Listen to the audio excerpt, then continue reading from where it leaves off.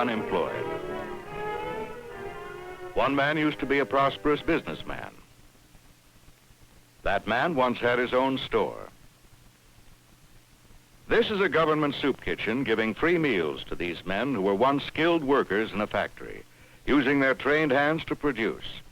These people had come to depend on government relief. And where did this happen? Right here in these United States. Men called it the years of the Great Depression, the 1930s. How and why did it happen? Was it inevitable? As this chart shows, since the beginning of our American history, every period of expansion of trade has been followed by a corresponding period of contraction. This is a chart of business activity. The recurrent nature of the ups and downs is obvious. It can also be seen that these fluctuations have varied both in their length and their intensity. In the past, the economists accepted this economic seesaw as inevitable. They called it the business cycle. Now let's see how the prosperity stage of the business cycle might begin. A great many people might dip into their savings or borrow money to buy homes. The demand for houses increases suddenly.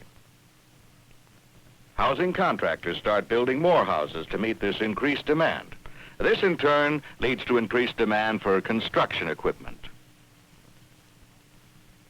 for lumber, cement, and other building materials, for home appliances and furniture, and for labor. The banks loan the money to finance this expansion of business activity. This money is used to buy the materials and the equipment and to pay wages. Now, when the workers receive this money, they usually spend most of it for food, for clothing, for housing, and for other goods and services. Now, if people start to spend money faster than goods are being produced, this may result in rising prices, which in turn encourages even more production. But now let's see how this might bring about a downturn into the recession stage of the business cycle. Let us suppose that production begins to increase faster than the demand for goods and services. Then finished goods pile up in the factories, in the warehouses, and on the store shelves. The prices are cut, orders canceled. Workers are laid off and production cut back. This means fewer people working, less money to spend. Bankers or investors hesitate to lend or invest money. This, then, is the decline or recession phase of the business cycle.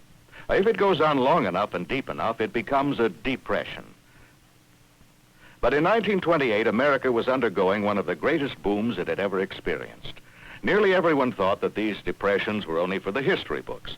They were something in the past.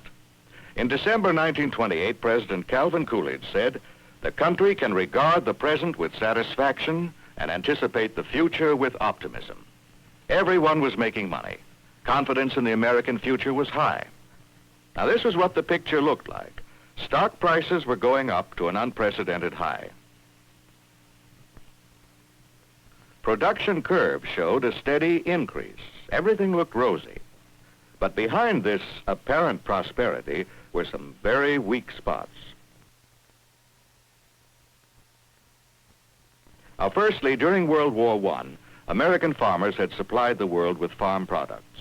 Farmers' incomes were high. They bought land and machinery. They borrowed heavily from the banks, mortgaging their property. But with the end of the war, silos were filled with the farmers' surplus products because the European demand suddenly fell off. Now, as farm prices dropped, the farmers' income fell away, and many were unable to pay off their loans. Banks foreclosed mortgages. And farmers could no longer buy as much of the products of industry.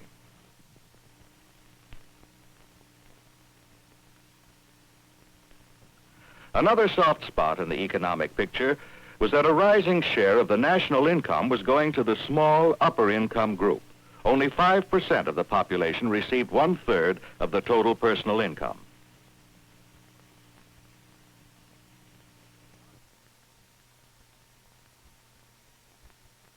The stock market is often regarded as a thermometer. reading the economic health of the nation as a whole. But the market was booming. Some stocks were selling for as much as 5 times their reasonable value.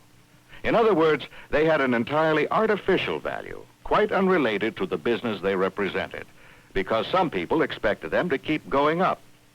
Now, one reason for this was that the banks were lending out money on inadequate security. For just 10% of the purchase price, you could buy a stock, and the bank would lend you the difference, holding the stock as security. Now, this is called buying stock on a 10% margin. Now, if the value of the stock suddenly and abnormally dropped more than 10%, then your money would be wiped out and also part of the bank's security. Now, many banks at this time were allowed to support this form of speculation along with their normal business activities. Also, deposits were not insured. This meant that the life savings of millions of small depositors rested on the judgment of bank executives that stock prices would remain high. But the stock market gave a false indication of our economic health. Actually, the patient was sick, the thermometer inaccurate, the fever rose. Then in October 1929 came the crash. October 29, Black Tuesday. Stocks collapsed in 16 million share day. October 30th, stock prices nosedive. December 30th, stocks crashed 10 billions. Between 1929 and 1932, the following events occurred. The national income fell by 50%. Almost 1/2 million farmers lost their property. 15 million workers unemployed. 20 million people on public relief. 5,000 banks closed. 85,000 businesses bankrupt. 9 million life savings accounts wiped out. Can you imagine what this meant in terms of human suffering? Can you imagine what it might have meant to you?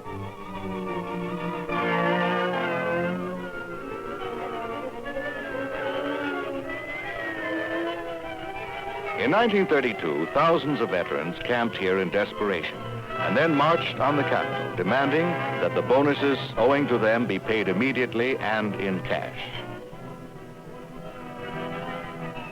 The whole system was so disrupted that for the first time, the government had to intervene on an unprecedented scale. President Roosevelt, in his first term, said, "This is preeminently the time to speak the truth, the whole truth, frankly and boldly. Nor need we shrink from honestly facing conditions in our country today. This great nation will endure as it has endured, will revive and will prosper. We must act quickly. And finally, in our progress towards a resumption of work, we require 2 safeguards against a return of the evils of the old order. There must be a strict supervision of all banking and credit and investment. There must be an end to speculation with other people's money.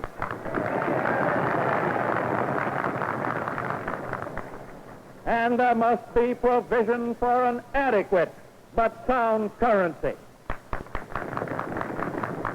The government did take action. The measures taken became known collectively as the New Deal. Now, its first step was to offer relief. Civilian conservation camps were established to give young men work. The Works Progress Administration was set up to provide immediate jobs for the unemployed. Government projects were started to employ people in the construction of roads, public buildings, schools, and in education and entertainment. Wages from this works program and direct relief payments to those still unemployed not only gave immediate help, but put purchasing power back into the hands of the people, thereby stimulating an increased demand for goods and encouraging recovery. Contracts were given to private contractors who were able to increase employment, purchase raw materials, purchase capital goods. Later, the New Deal developed an economic policy to safeguard the future. The stock market was put under the regulation of the Security and Exchange Commission. Corporate businesses had to make public statements so that their stocks might be more realistically estimated. To curb stock speculation, the governors of the Federal Reserve System can determine the margin requirement. Also, only sound banks were allowed to reopen. All savings deposits had to be insured by the bank with the Federal Deposit Insurance Corporation. From now on, rates of interest were controlled, and stock purchasers had to put up most of the purchase price. The Farm Credit Administration made available to farmers loans at low interest. Legislation was passed to help the farmer by temporarily suspending his liability for mortgage payments. The most important of the farm measures was the Agricultural Adjustment Act, which reduced the surplus of farm produce and guaranteed minimum prices for the farmer.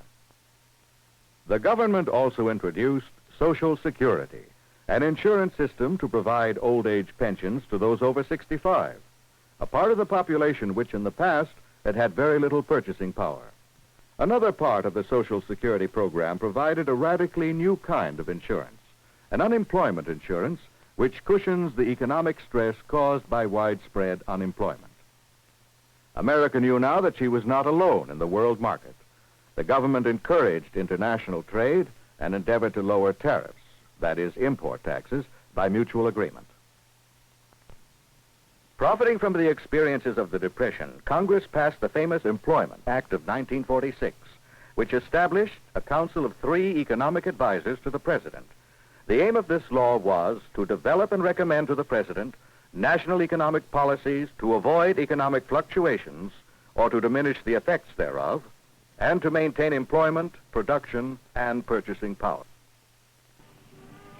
The modern industrial society is a highly complex thing. The causes of depression in one era be different from those of the next. New and unknown factors may be operating. There is no complete agreement as to the best way of dealing with the business cycle. The great majority of our people firmly believe in democratic capitalism, but they wanted to work without the insecurities of another depression like that of 1929. As no 2 recessions are exactly alike, we have to be alert to signs of new stresses, which, uncontrolled, can lead us into another depression. It is certain, however, that we have achieved some safeguards in our economy and developed a resiliency that was lacking earlier. But it may be some time before we can control our economic system and eliminate all the fluctuations of the business cycle, when there will be no more depressions.